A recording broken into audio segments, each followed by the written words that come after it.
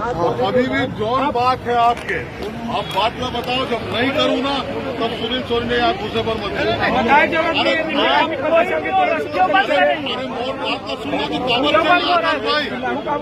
मैं बैठे हूँ ना, मैं प्रत्याशी के तौर पे पहली बार मैं हाथ जोड़ के ये भाटा गांव 65 किलो। अरे मोर बात का सुन, पहले सुन तो लेते हैं।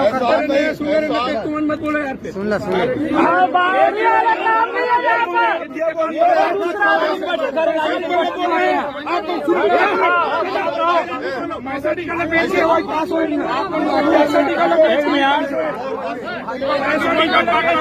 ये बैठक हो रही, सामाजिक बैठक है, राजनीतिक बैठक। पहली बात तो ये है महोदय जी, हम लोग का मांग भी है, पूछो है ना रमेश जी। महोदय जी आप सांसद रहे कि नहीं रहे?